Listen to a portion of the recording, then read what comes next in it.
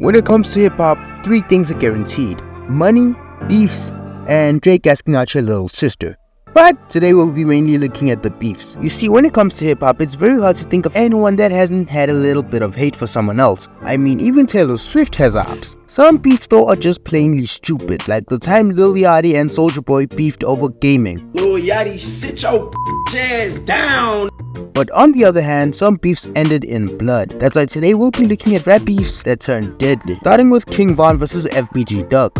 Now for most of you watching, I'm sure you know that King Von didn't just rap about the street life, he also lived it. Von was a known gang member and a notorious killer who had lots of respect from the streets. Except, not everyone liked him. For example, FBG Duck. FBG Duck was also a gang member from Chicago. He was a proud member of the Gangster Disciples, or in other words, 63rd. Now their beef is not something that could have been avoided, seeing as how both men are from rival gangs. Duck, who began rapping as early as 2012, didn't shy away from dissing King Von's set, the Black Disciples. Their beef mainly got heated in 2011 when O.D. Perry, a member of King Von's gang, took the life of another kid named Tuka, who was part of the Gangster Disciples. But O.D. did not last long after that because he would be shot and killed by a girl named K.I., who was a member of the GDs. And O.D.'s death hurt the boys from 64th so bad that they changed their name to O-Block in memory of him. Duck, however, decided to pay tribute with a diss track. Now let me explain what dissing O.D. Perry is like. Imagine going up to a Swiftie and screaming out, "Taylor Swift is mid." You know you're about to get your ass whooped. And that's exactly how it is.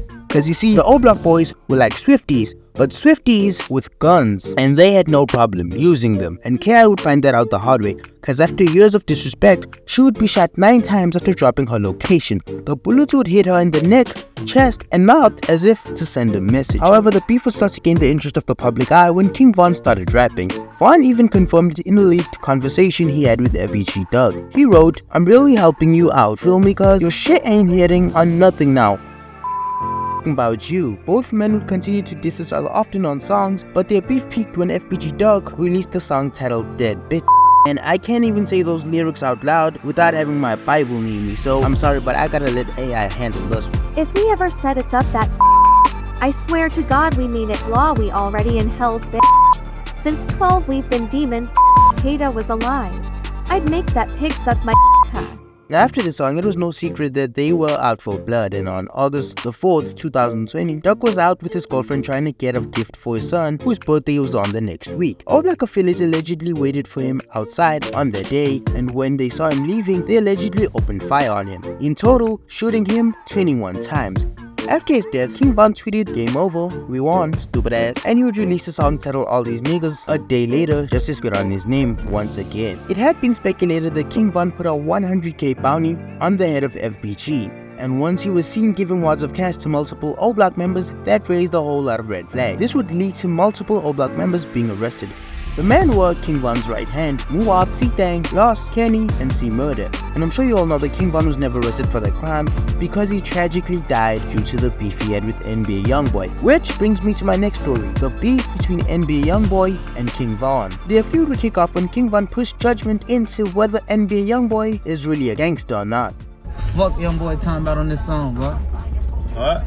You talking crazy on this man. Oh yeah? He ain't even like that. Oh! On his ass now. On his All that ass. cap. You got cap in your rap. Youngboy didn't do anything after this little video since they were in separate parts of the country and it didn't really matter much. But the problem would begin when King Von was spotted with one of Youngboy's baby mamas. He would respond by posting a picture with him and his son captioned, "I'm gonna make sure my son daughter since you trolling bitch. Hashtag 4K Trey." And once Von broke up with his girlfriend Asian Doll, Youngboy would start recording with her. Von would soon reply by tweeting, "I'll post something on this that will make motherfucker cry." And since it was no secret that the two were beefing, all the affiliates had to hop in on the war. This would even cause Lil Reese to have a little bit of exchange of words with Quando Rondo, forcing his friend Lil Tim to tweet, "Niggas from Chirac better chill on my boy Quando." But later King Von would go on to academics to dismiss any rumors of a beef. They be saying that a lot. It's like we got the same issues and holes, and then you know how the internet will try to make it. But on November the 6th, 2020, Quando Rondo would be at a lounge in Atlanta when King Von would get his location. So he went over to the place unarmed due to him not being able to have a gun since he was out on bond. But strapped or not, King Von was still looking for a fight, and he got one. Von would confront Quando and he would beat the shit out that boy. I mean, like, I'm not joking, the boy got knocked out silly and shit. That's when Lil Tim realized that his boy was getting an ass whooping, so he had to shoot to defend his friend. In total, 6 people were shot that night. 3 would die, one of them being King Von. Lil Tim was later arrested, but soon acquitted. King Von's passing would officially end the beef between him and Youngboy, but his friend Lil Durk would continue in his place. But I'm not gonna talk about that one since none of them have died yet. But please, I'm not wishing death on any of them. I'm just saying. But someone who was wishing death was Yo Gotti, specifically on Young Dolph. Young Dolph and Yo Gotti were once on good terms. Young Dolph's career was good at the time, but not as big as a mainstream artist yet. Cause sure, he could sell out a show in his hometown of Memphis, but he wasn't really gonna sell out anywhere else. But with the help of Gotti as his label boss, he could have. But Dolph had his own plans. He would get his own label way before he even blew up, and this surprisingly might have been one of the best decisions of his life. His reasoning for not signing with Gotti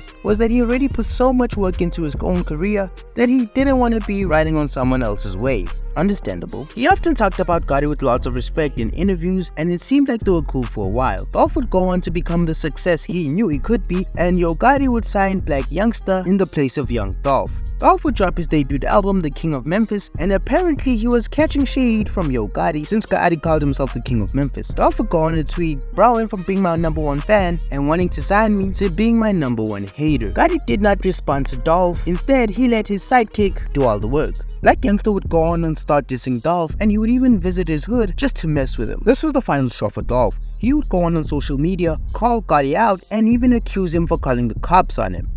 Gotti, you was a I just got back to the city, they say you trying to put charges on me and put the police on me. He would go on the remix of the song Ready with Trouble, and he would go on to diss both Gotti and Youngsta, where he rapped about sleeping with Gotti's women. That Youngsta would follow up with a song titled Shake Some. Youngsta would go on to mention Dolph by name, and he would then go on and put a question mark on whether Dolph was really gangsta or not.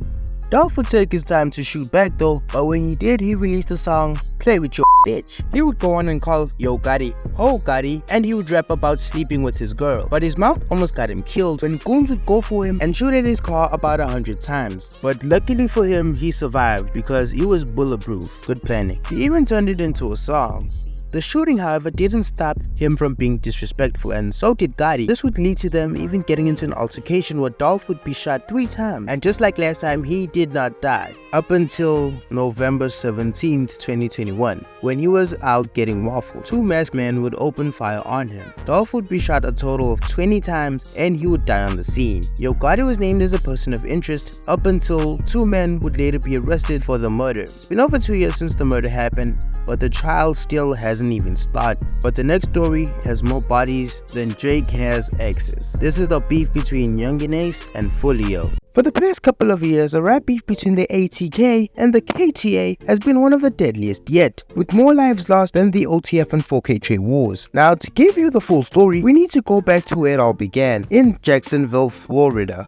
It all started at a block party in South Jacksonville. youngeen and his team were attending a little party where they got into a little argument with fellow rappers YNR Mookie and Slugger T. The argument would then escalate, causing Mookie to get grazed by a gunshot, leading to Slugger T returning fire. After this incident, everyone had to pick sides, and for Foolio, it was an easy pick since his cousin was good friends with Mookie. He chose to align with them. But he wasn't the only one linking up, because youngeen would also link up with his childhood friend, Queso. And around 2017, one of youngeen friends went out on a hit trying to avenge a robbery. He knew who the robber was, but most importantly, he knew where he was, on the west side of Jacksonville. So he allegedly barged into the house with no mask, and he started shooting at anything that moved. He wasn't able to get the man that robbed him, but he did get someone else, Foolio's cousin, Zion.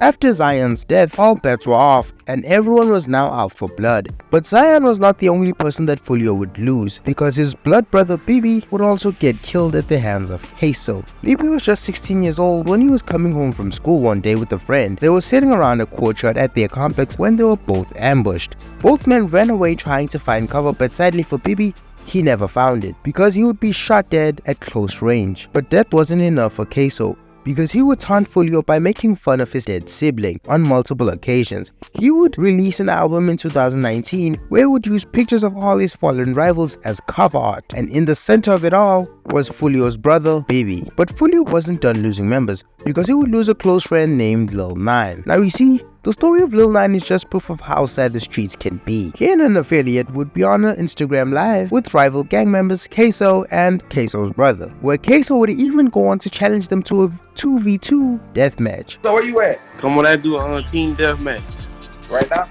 Y'all two versus us two. But the craziest part about all this is that he was talking to his cousin. Look at my cousin.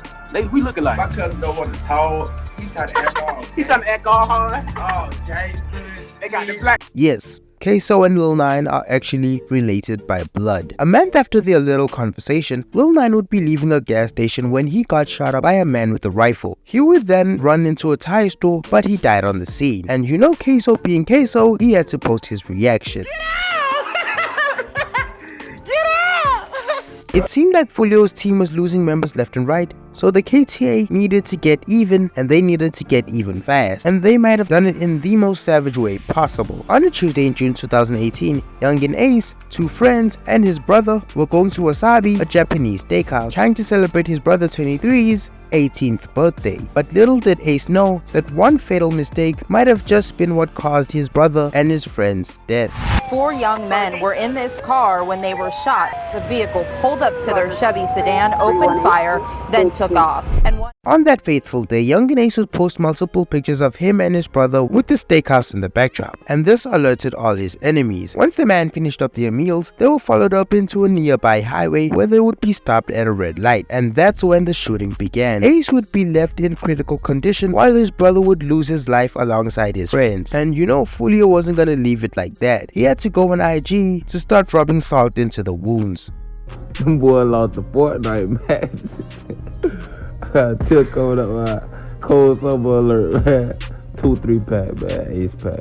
After the shooting, their beef would start to go viral, with Youngeen Ace releasing songs such as Who I Smoke, which was a remix of the very popular song 1,000 Miles, which I secretly love by the way. He publicly named and dissed Foolio's dead brother Baby and his affiliate Lil 9. And Foolio didn't hold back either, because he would go beyond dissing and trolling. He would actually go out and start being straight out disrespectful. On the 23rd of April, Foolio released the track When I See You. He had a poster printed out with all the faces of the men who died in that fatal shooting. He then followed up by making fun of 23 for dying on his own birthday. Went out to eat on his birthday, 4 shot, 3 dead in the worst way. Damn. The song would eventually become Foolio's biggest hit with over 40 million views. And as the years went by, the two would still continue to sneak diss each other and their affiliates. For example, on the 27th of July 2022, rapper Youngeen, a very good friend of Youngeen Ace, was shot dead when 5 armed robbers stormed into his house and started shooting at both him and his father. His dad just caught 2 shots to the arm, but sadly for Jada, he would receive 8 shots, killing him instantly. Ace would react to his good friend's death with multiple social media posts, and he openly talked about how much the death truly hurt him on many of his interviews. Foolio, however, who had nothing to do with Jada's shooting, still found a way to make it about him by making sure that people knew that he was celebrating his death. When he took to Instagram to make a post captioned "RIP Jada Youngeen, LOL," and then he followed it up by saying "Bro used to diss on me to get cool with the ops" as a response to his previous post. It's clear to see that Foolio had many enemies and he feared none of them, but his lack of fear couldn't save him from getting hit.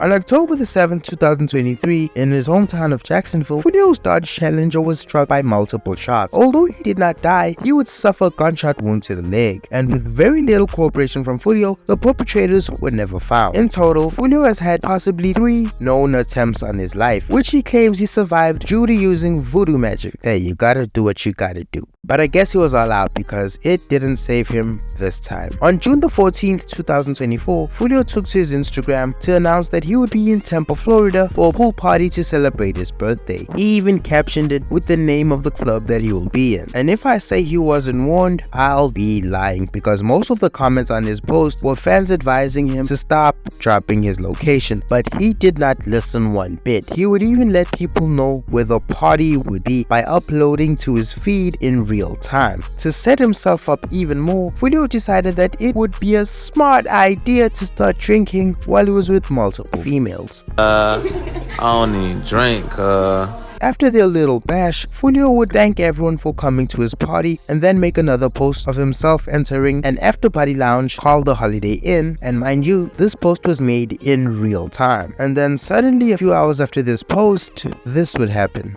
A birthday celebration that took a turn for the worst. Now cars filled with bullet holes are at the center of an investigation to find out why famous rapper Julio Foolio, who just turned 26, was shot dead early this morning. In total, 2 cars would be hit, one being left with multiple shots to the windshield. This shooting had a mirror effect to youngeen Ace's one. You see, cause for Ace's shooting, 4 men would be shot, but only 1 survived. But for Foolio's, it was quite the opposite. 4 people would be shot, but only 1 would die. It's still unclear on who the shooters are and what were their motives. But someone who did not skip a beat to mark him after his death was his most famous rival, youngeen Ace. He would release a diss track titled Do It hours after the shooting. I mean, he didn't even wait for the body to get cold before dissing the man. And Ace wasn't the only one playing with Foolio's name, cause Wapa Weta Chapa would go onto his Instagram story and upload an old tweet of King Von that was titled Game Over, We Won, Stupid Ass. And Spinner Bands would repost the same tweet that Foolio's girlfriend used to announce his death. Even though Foolio is now gone, this is in no way the end of the beef, because the KTA has now been left without a leader, and they will be looking for retribution on whosoever they can get their hands on. If you made it this far, please don't forget to like and subscribe, because it really helps me feed the family. Thanks for watching.